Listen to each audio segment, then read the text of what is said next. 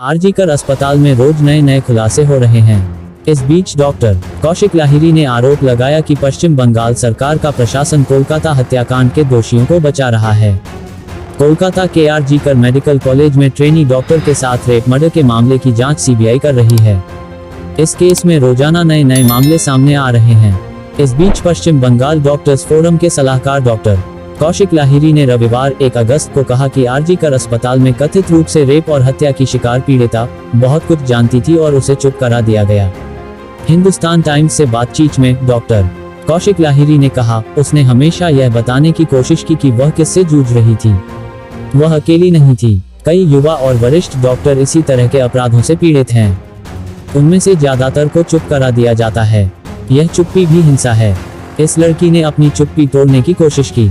इस दौरान डॉक्टर कौशिक लाहिरी ने कहा कि 9 अगस्त को जो कुछ हुआ उस पर चर्चा करना दुखद और शर्मनाक है।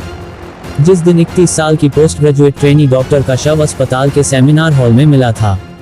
उन्होंने कहा कि आरजीकर के चेस्ट विभाग की 31 साल की पीड़ित छात्रा 9 अगस्त को भयावह हालत में मिली। जाहिर तौर पर उसके साथ रेप किया गया और उसकी हत्या कर दी गई।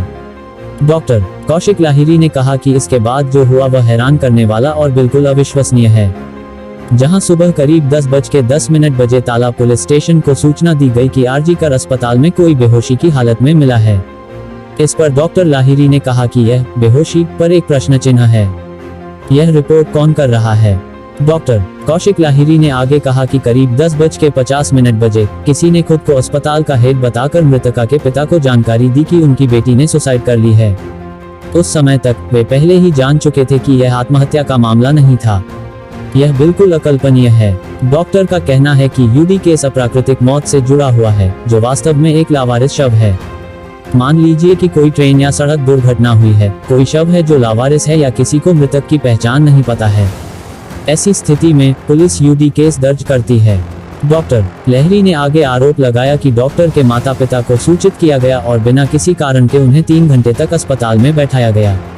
माता पिता को छोड़कर सभी को शव देखने की अनुमति दी गई। वहीं 6:10 से 7:10 के बीच पोस्टमार्टम किया गया। 2023 के बाद सूर्यास्त के बाद ऑटोप्सी शायद ही कभी किया जाता है। यह नियम में है और आप सरकारी व्यवस्था में ऐसा कर सकते हैं।